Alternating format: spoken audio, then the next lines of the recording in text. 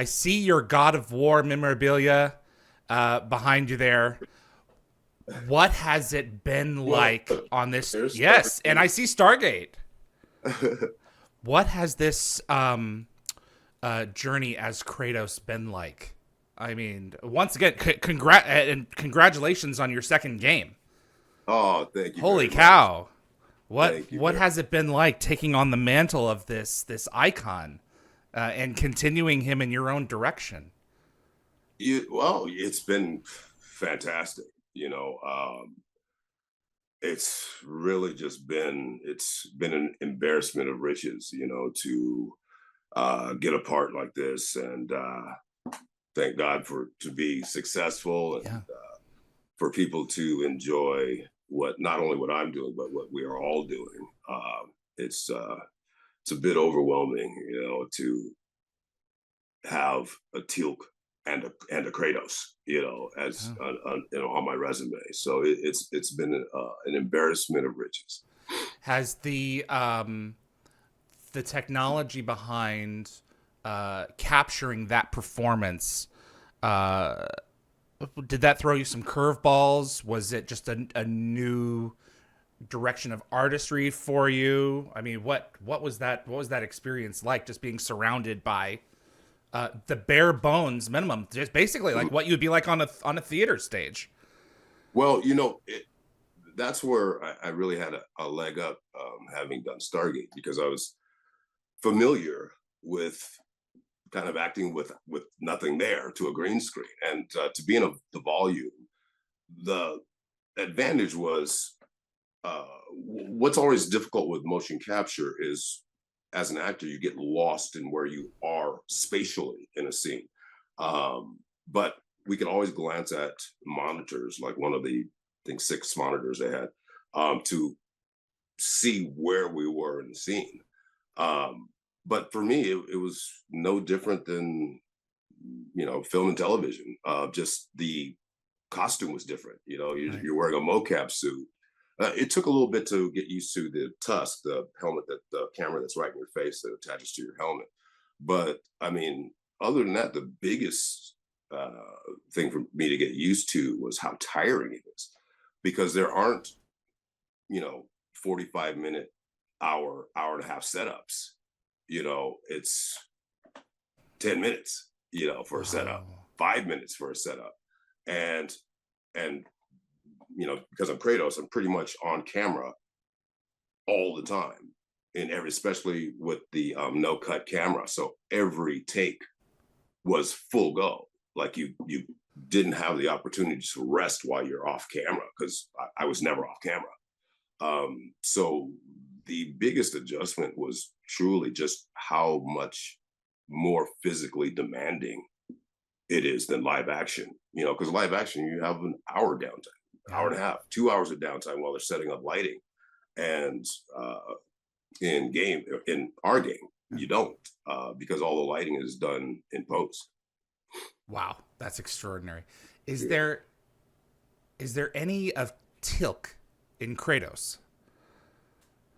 The biggest thing, love for his son.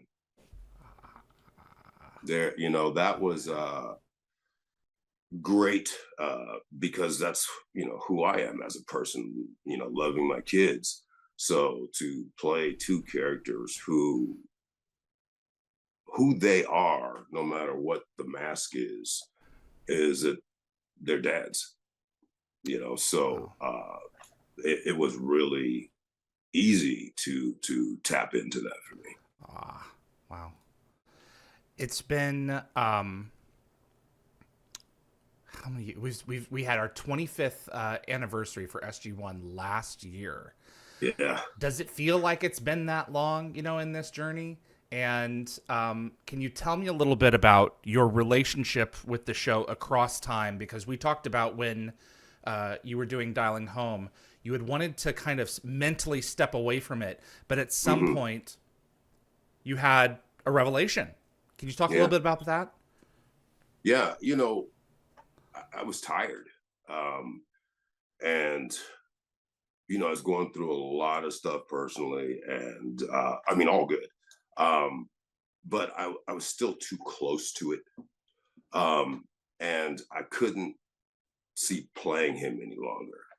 Um, but then and a lot of it was when we started working together and I started watching episodes and really appreciating like this show's pretty damn good, just stepping outside of it and truly just watching it as a viewer. Um, and now, I mean, I would never say never, back then it was a never. But it was, I really have such a great appreciation for what we accomplished, and for how long and once again how boisterous and vocal and loving the fandom is. And I also have become a fan. It's a show I would watch if it were on now. It just blends the right amount of adventure with humor and drama, and this day and age, there's a lot of humor missing from a lot of stuff. Oh man. So, it's, I really, really, but now with the writer strike, how long everything's going to be put off, who knows? But I really have my fingers crossed because, of course, Richard was the lead. I mean, he was above it. But to me, the Stargate was always the show, the storytelling of it, and just the unlimited possibilities of it. So to me, the Stargate was always the star, if you will, and just where it could take you. And, we had writers with such great imagination and just vision. And I mean, across the three shows to write that many entertaining and insightful and gripping episodes, and, it was amazing. It was amazing. And I truly hope they get to do it again. We have been watching the show. Me, Nicole, and Evie on Wormhole Extremists. We've been doing a rewatch, and we're on season 3 now. We watched Korai not too long ago, and oh man, is it so damn good, Christopher? That scene with you and Rick. My gosh, it's one of, as far as I'm concerned, one of the greatest scenes in science fiction. Because you've got two warriors who are each recognizing the fact that they have done awful things in the service of whatever they were with. And so much of it, if you're watching that scene, you can see that Jack is also fighting for himself as well as for TEAL'C, because Jack knows that he's crossed lines in the past before, morally and emotionally. That was that scene for me was when Rick stopped being an icon to me, and like, this dude's a great actor. Yeah.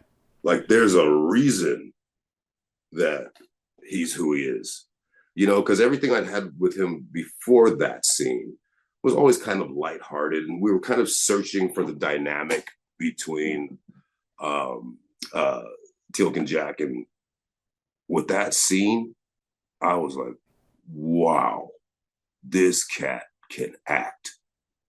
So it was a moment of revelation for me. Hey everyone, it's David. Hope you're enjoying the clips during the break. We will be returning in the spring. In the meantime, are you good with English? Are you one of those people who take pride in your grasp of it? Well, we have a great team over here transcribing the backed catalog of Stargate interviews and have dozens more to go.